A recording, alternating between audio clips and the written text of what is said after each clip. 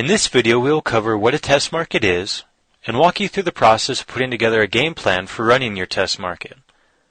Now, in any given industry, prior to releasing a product to the whole market, they will get the opinion of a smaller group of people known as a test group, and then they'll make changes based off of their input. Now, you'll see this done with everything from a new flavor of chips that's coming out to movies to new video games that are coming out, and your website's going to be no different. Now, before opening the floodgates and driving all the traffic that you can to your site, you want to make sure that it is a site that can convert sales. Now, your goal is that by taking the results from your test group and making changes as needed, that you'll be able to increase your conversion rate to 2%. Now, 2% may sound a bit low, but for online businesses, that is actually a very healthy conversion rate. And when you compare that to different direct mail or other forms of marketing that you convert at much lower than even 1%, it looks very appealing, especially when you take into consideration how relatively inexpensive it is to drive traffic to your website. Now, unfortunately, getting feedback from your online test group won't be as simple as going up and asking them. It'll be a bit of a guessing game and a matter of looking at your website stats and seeing what traffic is doing when they come to your site, and then making changes based off of what you see your traffic doing, and then either keeping the changes that you've made or making more changes or new changes to try to improve your conversion rate even more. Now, because the guessing game of optimizing your site can take a bit of time, it is important that you have a game plan together of the steps you will take so that you can get going on it as quickly as possible once your site is live.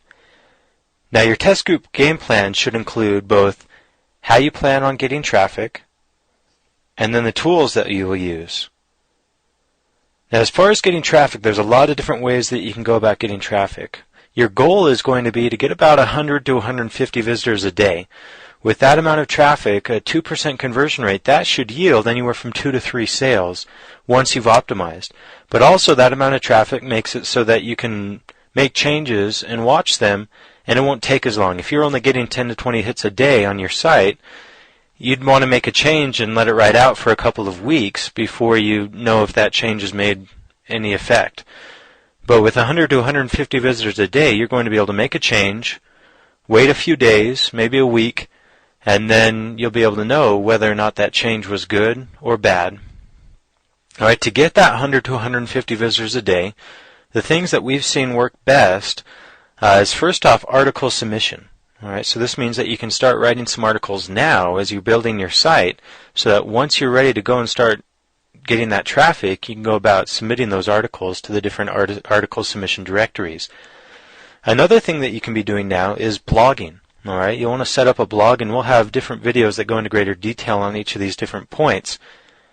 But blogging is something that can help increase your rankings on the search engines, as well as you can get traffic to your blog, which you can then redirect to your website.